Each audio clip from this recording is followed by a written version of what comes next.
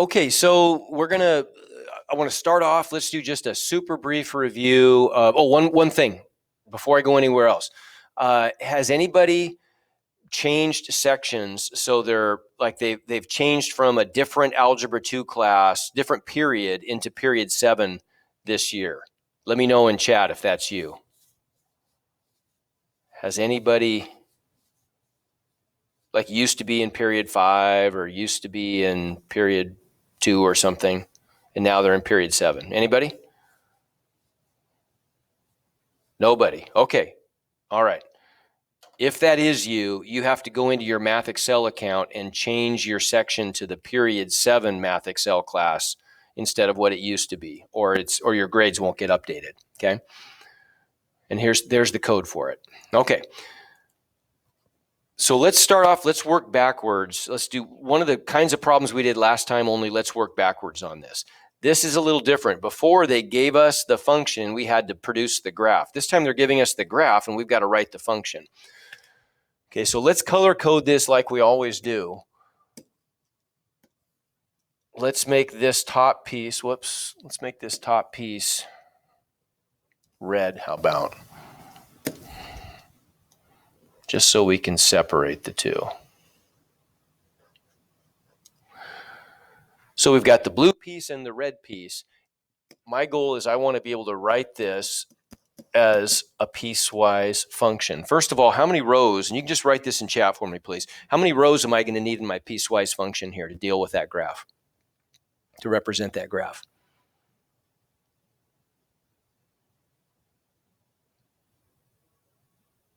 So you get answers from everybody. Okay, get lots of twos. That's good. We need 2 rows because there's 2 pieces. So there's no real rule for this, but I always like to start from the left and work to the right, right? So if an ant's walking from negative infinity, we'll make the top piece the part that he's walking on first, which in this case would be the blue piece. Everybody agree? From negative infinity up to 0, x equals 0, he's walking on the blue piece. And for values of x greater than 0, he jumps up to the red piece and walks on the red piece, right? So we need to have 2 parts of each piece, right? We've got the top row is going to be our first piece. We're going to have the function or the rule. Sometimes we call it a function. Sometimes we call it a rule, just meaning what's the equation we're going to plug in. And then we need its domain. So this is a pretty easy equation to come up with by inspecting the graph. If I look at this, this is the graph of a line, right? It's a ray because it's got a limited domain, but if it went forever, it would be a line. Can you tell me by just inspecting the graph, what's the slope and what's the y-intercept? And for the slope, just pick 2 convenient points, like maybe those 2 right there. Just type it in chat. What's my slope here? It's got to be positive, doesn't it? Because the ant's walking uphill from left to right. So everybody type that in. What's m equal to?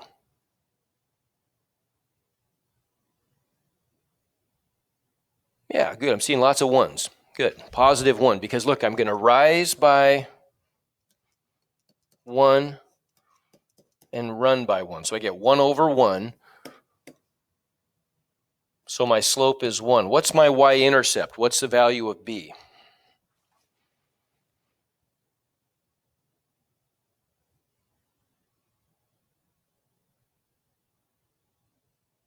Yeah, it crosses the y-axis at 0.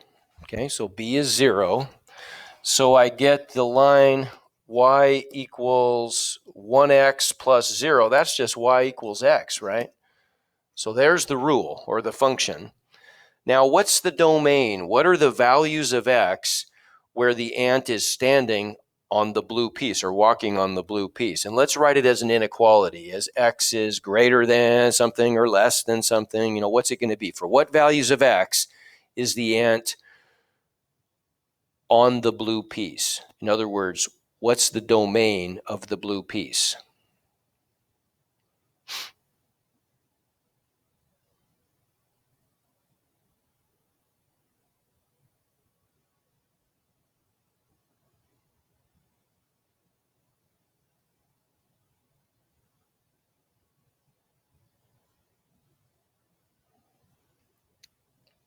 Go ahead and type it in chat.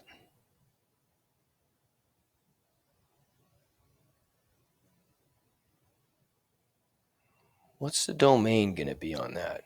Ah, okay. Okay, so written as using interval notation,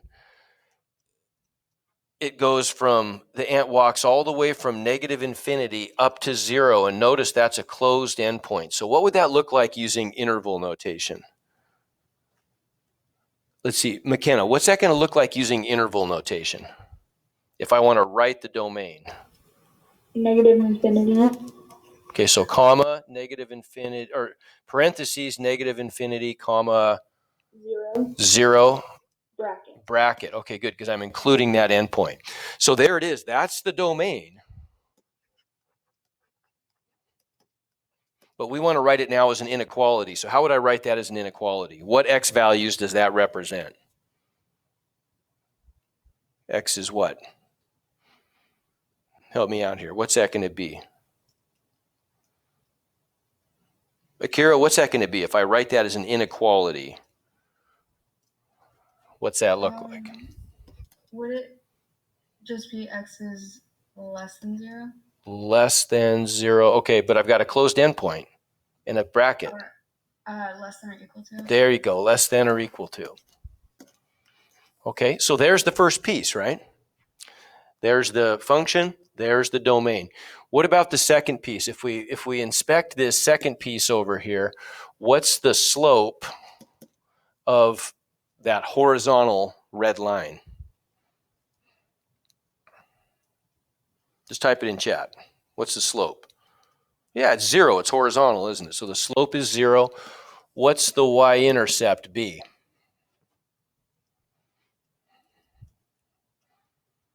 What's my y-intercept there? Yeah, it's 2, isn't it? Good. So the y-intercept is 2, and so we get the line y equals 0x plus 2, just y equals 2, which makes sense, right? Because it's a horizontal line is named by all of its y coordinates, which have a value of 2. So the rule is 2, f of x is equal to 2, when? We want an inequality now to define the domain. What values of x constitute the domain of the red piece, Gabe? For what values of x is the ant walking on the red piece? When x is what?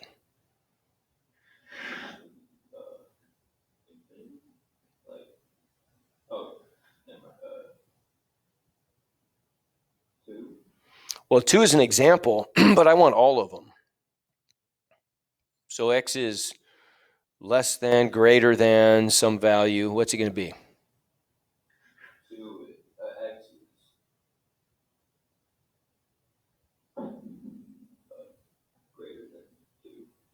Greater than 2, so that would mean all the x values to the right of 2. Okay, so if I write it as an interval, the right endpoint is going to be positive infinity. What's the left endpoint? It's not 2 because we're talking about x values. 0. There you go, right? So how do I say that is an inequality? X is what? Greater than 0. There you go, greater than 0. Perfect. Okay, there's our answer. Okay, now we got both pieces, the functions and the domains for both pieces. Okay, let's go ahead real quick, and before we shift gears, I'm going to skip around. Let's look at how we do this with technology. How do we graph a piecewise function with technology? So let's look at Desmos for a second here. Okay, notice in Desmos there's going to be there's a pattern here. This is how you do it. But I kind of want to walk you through it once, and then you're going to try this once with me. Do another example.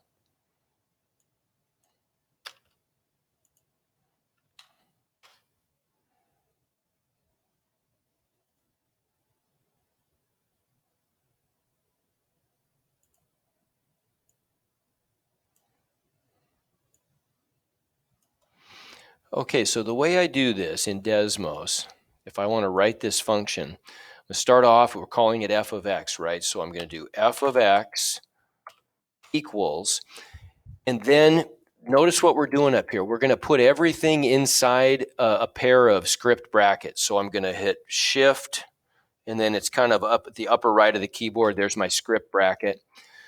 And now I'm going to enter each of the three pieces separated by commas. So notice that I've got a comma there and I've got a comma there. And those are separating. There's the first piece, there's the middle piece, and then there's a comma, and there's the bottom piece, right?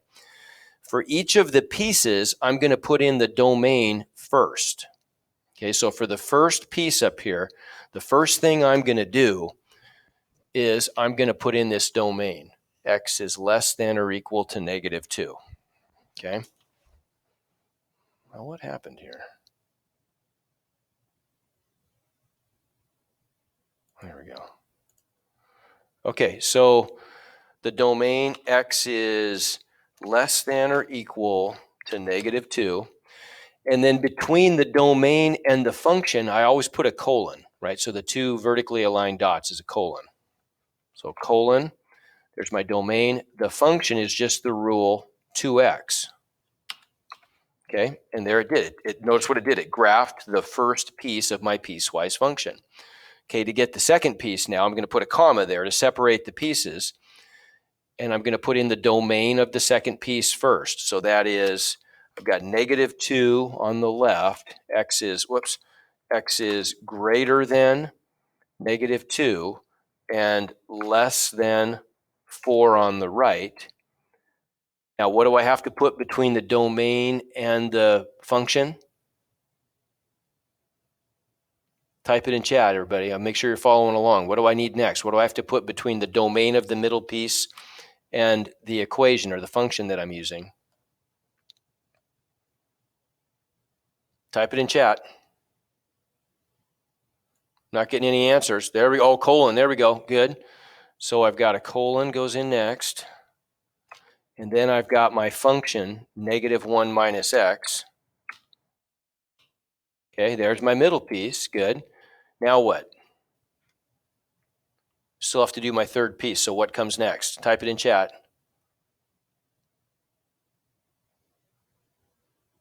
Comma. There we go. Good. Need a comma.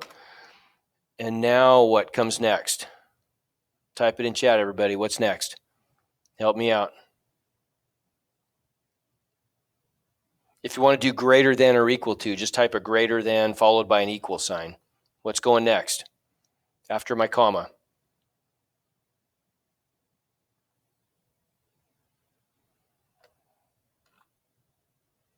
Okay, good. So I need x is greater than or equal to 4. Okay, there's my domain. Now what?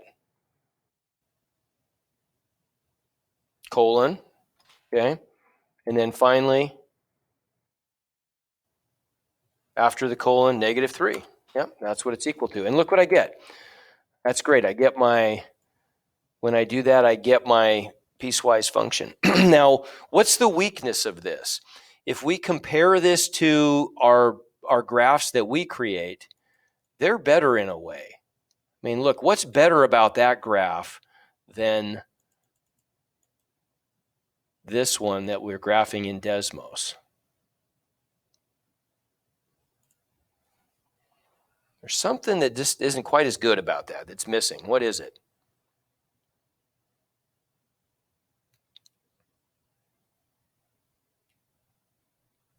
Okay, it's easier to see the lines relationship. Okay, true.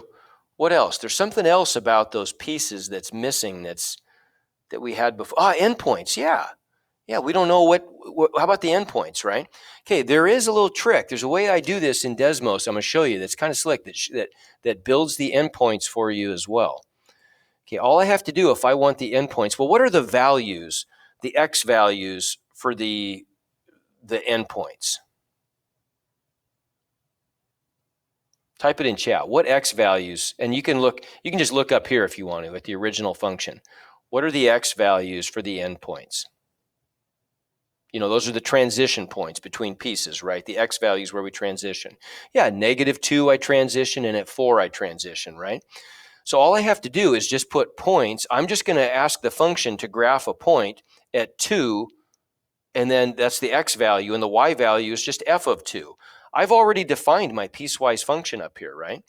So I can just do this. I can set up an ordered pair, open up a set of parentheses, and I'm going to put 2 for my x value, comma, and for my y value, I just do f of 2.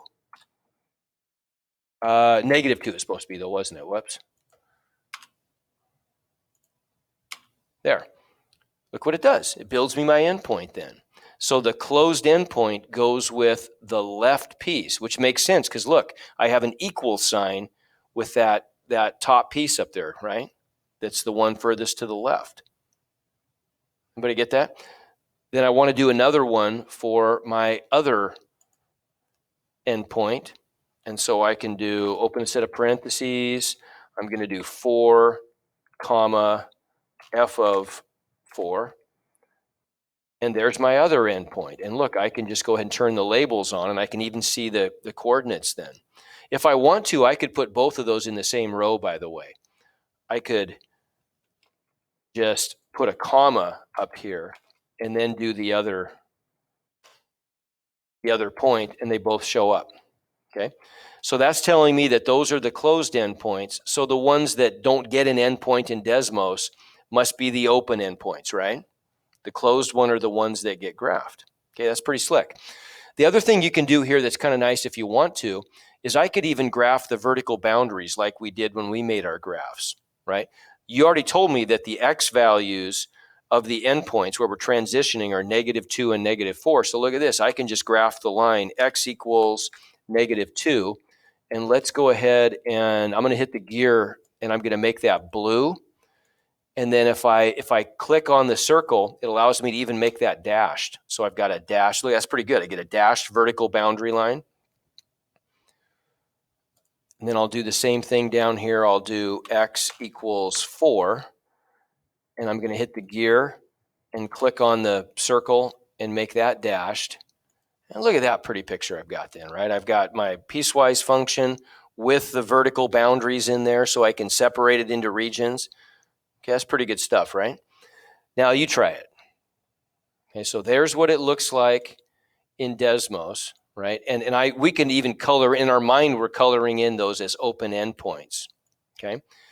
Now you guys tell me what are the keystrokes I'm going to need to do this example. Okay, if I want to graph this piecewise function, let's go to Desmos.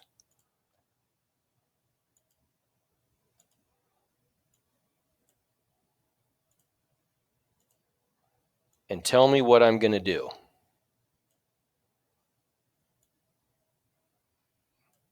So what's the first thing I'm going to do here? Let's see, Alara. I want to graph this function f of x in Desmos. What do I do? I'm going to graph the whole thing, this piecewise function. Okay, yeah, good. I'm going to start off by calling it f of x, though, right? F of x equals, and now what do I need to put that in? And you guys can help her out in chat, too. She's on the spot here. There's a lot of steps. Okay, good. So I need the script brackets. Yeah, and I have to put the x in there. I have to literally say, I have to say that inequality because that's the domain. So x is less than -4. Good job. Keep going. You're getting it. Colon. Good.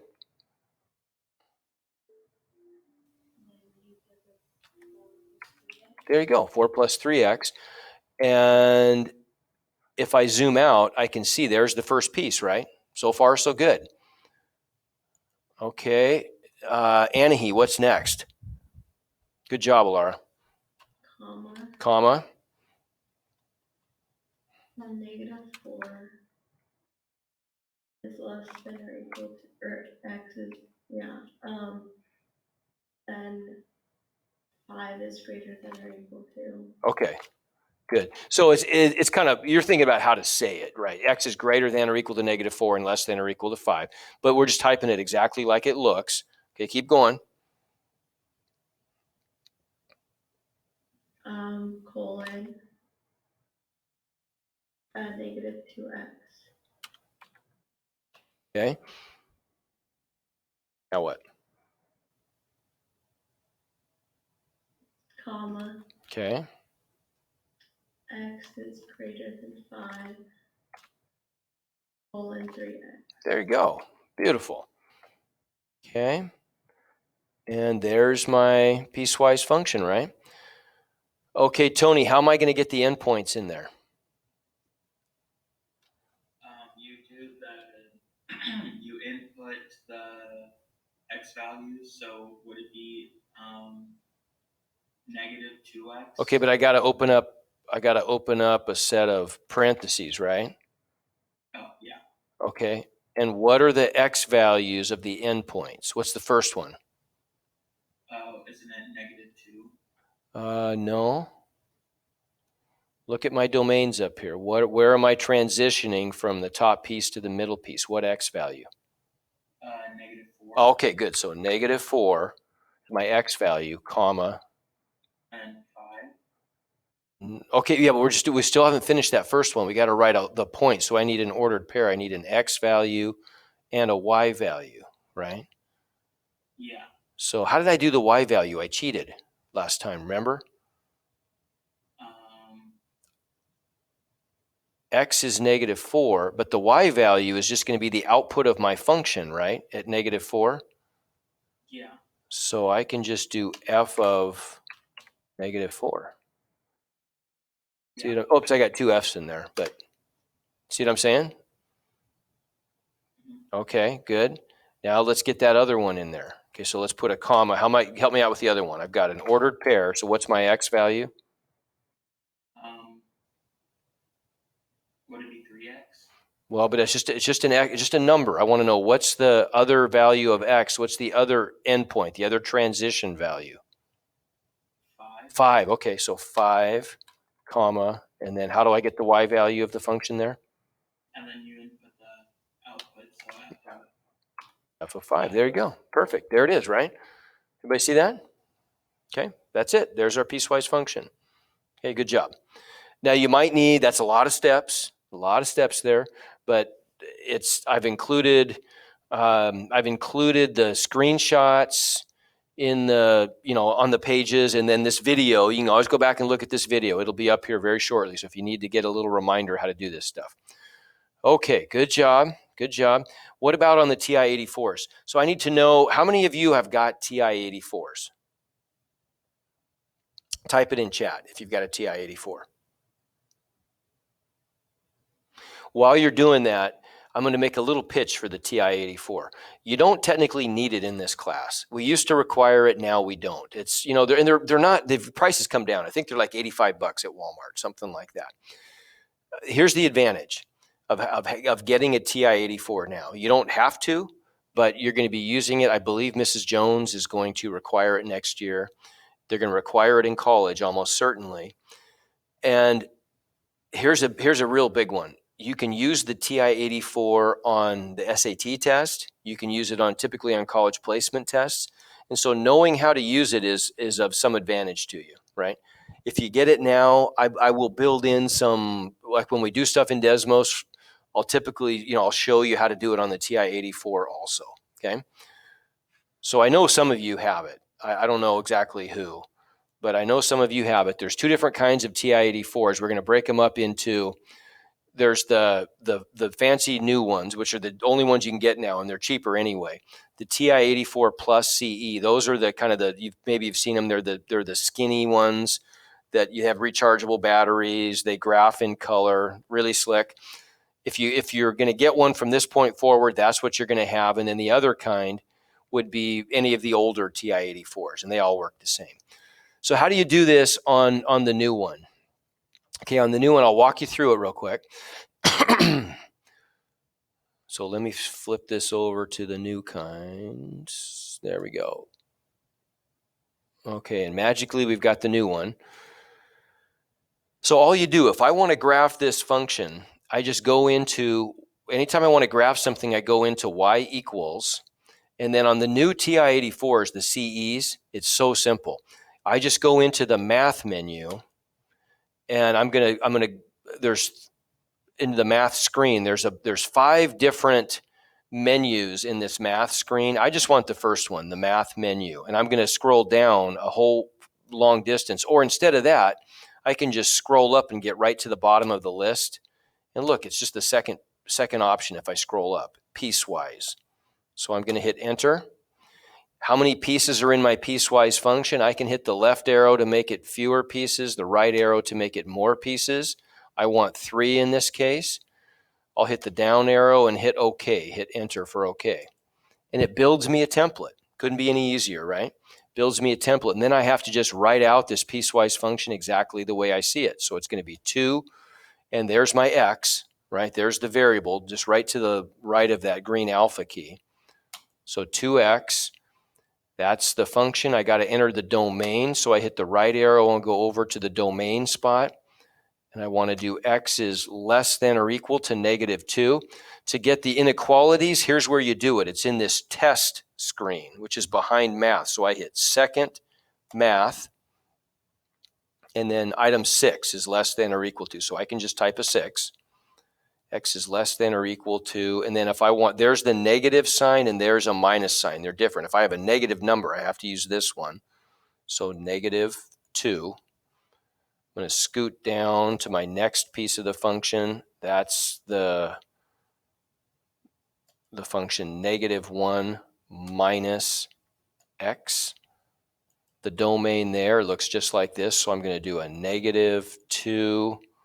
I need a less than sign. So I go second math 5. Need an x. I need another less than sign. Second math 5. And then a 4. Okay, oh, whoops, I put that in the wrong spot, didn't I? I messed up. It's supposed to be in the domain. I put it, it's supposed to be over there, isn't it? The domain of the second row. So I got to repeat that. -2, second math, 5x, second math, 4. Okay, oops. Now I'm going to go down, get my last piece. The equation or the function is just a -3. Scoot to the right and get the domain. X is greater than or equal to, so second math 4. And now I want to graph it. Whenever you hit graph, instead of just pushing graph, you want to reset the window. So you always go zoom standard. So zoom 6, and it resets the window. And there's my picture. How about that? Pretty good stuff. If I want to know where the endpoints are, there's a little shortcut you can always do. If I want to know where the solid endpoints go, I can just plug values of x into the graph. So the way I do that, like if I want to plug in -2, I just go trace, hit the trace button, and then type in the x value that I want, and then hit enter. And it'll tell me the coordinates, and it puts the little cursor on that part of the graph. So that's my solid endpoint. I could do the same thing for 4. I could go trace 4, enter, and it tells me that there's a solid endpoint. Okay, and so it tells me everything I need to know to make my graph. Pretty slick. Okay, I'll show you real quick, and I've got all those steps are summarized. Here's a key press history. So this is literally all the buttons in order that you push. And when you see a 2 there, it means you push that one twice. Okay, those are the buttons you push to make that happen. So if you want to practice on your own. How do you do this on, there's just bigger version of those pictures. How do you do this on the other TI-84 calculators? It's a little bit more complicated. It's not horrible. I'll show you how it works. So we'll switch over to the older TIs. Okay, and we, just like before, we're going to go to y equals. And now we have to enter this. It's kind of like what we did in Desmos a little bit. You're going to enter the domain first of the first part in parentheses. So I put parentheses. I don't put any script brackets, though. I just put parentheses. I have to do x is less than or equal to. So I go second math 6 less than or equal to -2. Close the parentheses, so there's my domain. Now in parentheses, I put right next to that the function. So 2x. Okay, and if I were just to graph that right now, that's it, right? It just gives me just that one piece of the piecewise function is all, okay? So I'll go back. There's more pieces though, so I'm just gonna add each of the pieces. So I make a plus sign, and now I do the next piece. So the domain in parentheses is going to be x is greater than -2 and less than 4. On the old TIs, you can't write it as a compound inequality like that. You have to use the word and. So we'd have to do x is greater than -2. So there's my greater than. X is greater than -2, and I need and. So I go second, math, and then I have to scoot over to the logic menu. So I hit the right arrow, and then it's the first option. And x is less than 4. Close the parentheses, so there's the domain. Now next to that, we would put the function, which is -1 minus x. Close the parentheses, and then I'll hit plus for my last piece. In parentheses, I put the domain. X is greater than or equal to 4. Close the parentheses, and then the function is just -3 in parentheses. And if I hit zoom 6, there's my piecewise function, okay? And I can do the same trick with the trace that I did with the other one, okay? So there it is. I know that's a lot of steps. I know it doesn't apply to everybody in here, but if you have a TI-84, you're getting one, you can always go back to this video and see how to do piecewise functions, okay? All right, last little bit we've got to do for today, and we're done then. So there's a specific kind of piecewise function that we talk about a lot in math, and that's called the greatest integer function. So this is how we write the greatest integer function. We write the greatest integer function as f of x equals, and then I've got these funny like double struck brackets. So they've got 2 vertical lines in the brackets, okay, and that means greatest integer function. So that symbol means the greatest integer that's less than or equal to my input x. Let's remind ourselves real quick, what's an integer?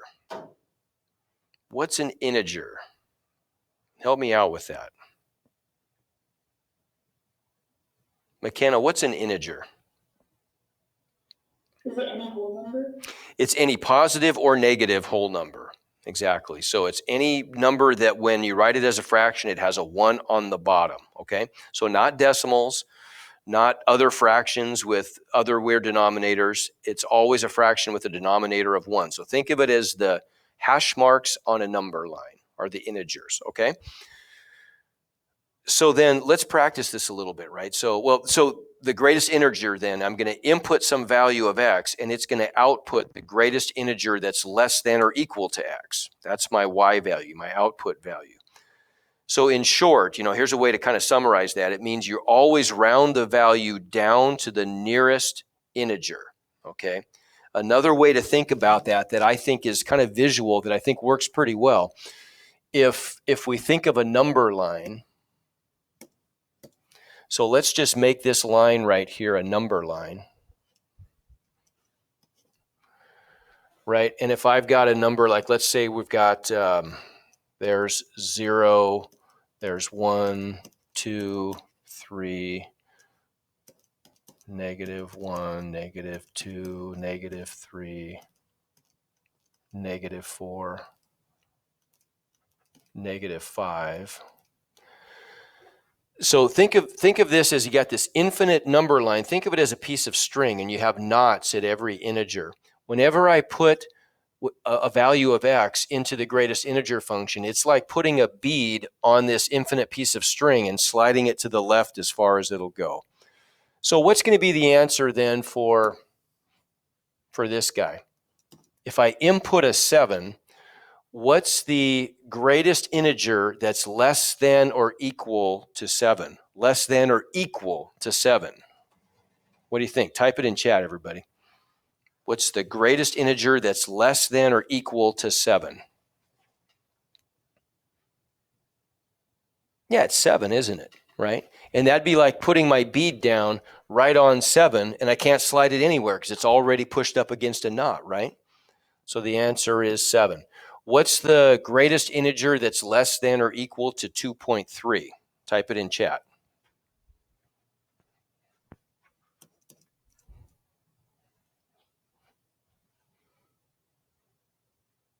Okay, I'm seeing some 2s. It can't be a decimal, right? Because it's got to be an integer. So it's got to be a positive or negative whole number. So it's 2, isn't it? Yeah, it's 2. And we can see that if I put my bead down here at 2.3, I could slide it over to the left until it hit that knot at 2. Okay, now this is a tricky one. Think about this one. What is, if I input a negative 4.8 into my greatest integer function, what's the greatest integer less than or equal to negative 4.8? You guys got it right away. That's negative 5, isn't it? Right? Because negative 4 is actually greater than negative 4.8. We've got to slide it to the right, or to the left, over to negative 5. So that's like putting my bead down right there, and I can slide it over to negative 5. Right? Okay, you get the idea. Let's try this with some, maybe a little harder greatest integer function. And by the way, sometimes we call this the floor function. Like a lot of times, like in Desmos, they call this the floor function, okay? So if my function here is f of x equals the greatest integer or the floor of x minus 5, what if I'm inputting a 9 for my x, right? Isn't that just going to give me the greatest integer less than or equal to 9 minus 5? Well, what is 9 minus 5? That's 4, right? So if I input a 4, what's my output going to be? That's 4, right? Everybody see that? Okay, what about this one? What if we try 0.5? So that's going to give me the greatest integer of 0.5 minus 5. Well, what is 0.5 minus 5?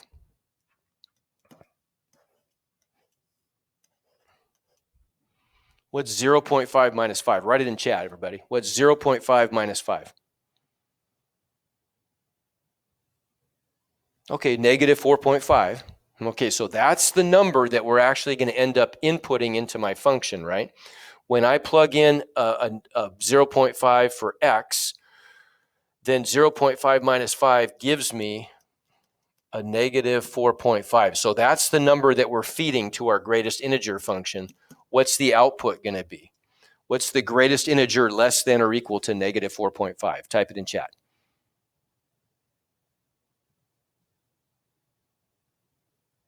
Now, there we go. Good. It's negative 5. Perfect. Okay, you got the idea. Here's what a graph of this function looks like. F of x equals the greatest integer function. Now think about if we made a t-table here, think about what would be happening when I input values that are greater than 0 but less than 1. I'm always going to slide that bead back to the left to 0, aren't I? Like if I put in something like, for example, 0.9. The greatest integer less than or equal to 0.9 is 0. So when I input 0.9, the output is the 0.0, right? So I get a point right there on my graph. As soon as I get up to 1, though, then all of a sudden my output becomes 1, and I jump up to the next step, right? Now, for every decimal that increases up towards 2, like 1.99, that's still going to be an output of 1. But as soon as I get to 2, it jumps it up to an output of 2, right? And so I create what's called a step function. If I wanted to sort of fill in the blanks here, I would end up with an open endpoint on the right and a closed endpoint on the left of each step, wouldn't I? Right? Does that make sense? because when x is actually equal to 2, it's the output value 2. So this step right here gets to keep that x value, right? And so if I kind of just continue this trend, here's what we get. Right? This is what our floor function or our greatest integer function looks like, an infinite staircase.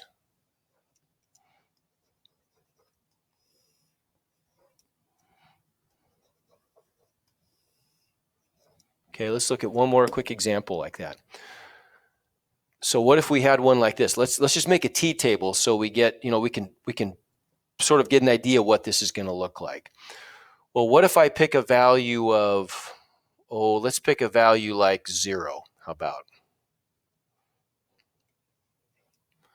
If I input a 0, that's going to give me the greatest integer less than or equal to 4, right? Because 1/2 times 0 is 0 plus 4. So isn't that just going to give me a 4? Everybody agree? Okay, let's pick a 1.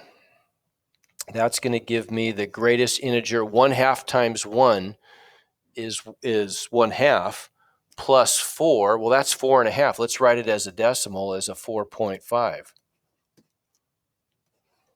The greatest integer, man, this dumb pen. The greatest integer less than or equal to 4.5 is 4, right? What if I put in a 2? That's going to give me the greatest integer less than or equal to, 1/2 times 2 is 1, plus 4 is 5. That gives me a 5. So let's start our graph then. I've got 0, 4. If I put in 1, I get a value of 4. I'm going to the right, aren't I? If I put in a value of 2, it jumps up to that much open endpoint there, right? See how that works? If I go backwards and I put in a value of -1, 1/2 times -1 is -1/2. So that's going to be -1/2 plus 4 is 3.5. So I'm going to get an output of 3, aren't I? So -1, I'm up at 3. If I put in a value of, here, we'll come down here. I'm just going to skip around a little bit. If I put in a value of -2, I'd get 1/2 times -2 is -1 plus 4. So I'm just going to get a 3 then, aren't I? Right? I'm going to get the greatest integer less than or equal to 3 is 3. If I put in, what if I put in a negative, how about a negative 0.01? What's that going to do? I'm going to get something, would you agree I'm going to get something like negative 0.01 times 1/2 is just going to be this tiny negative number plus 4? I'm just going to get something like 3.9 something, right? The greatest integer less than or equal to that is 3, right? So I'm going to go all the way out here very close to 0. I'm going to stay on this step until I actually get to 0, and then it jumps up. So I could just continue that trend, couldn't I? We can see what the trend is. Okay, everybody give me a 1 to 5. Does that make sense how we did that? We're just inputting values, seeing what that gives us inside the absolute value, or I'm sorry, inside the greatest integer function.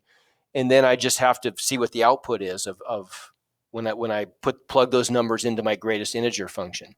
Okay, I will show you how to do this on a graphing calculator in Desmos too, though. On Desmos, it's really simple. On Desmos, do I not have a picture of that? I may not. Nope, I don't. Here, let's do a picture with Desmos. So if I want to do this same graph on Desmos, very simple.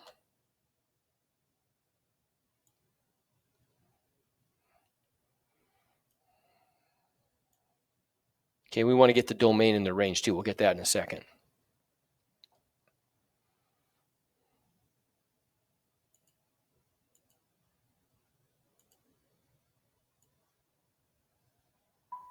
Oh, okay. The bell just rang. Give me 1 second. I'll show you super quick. I'll show this to you real quick.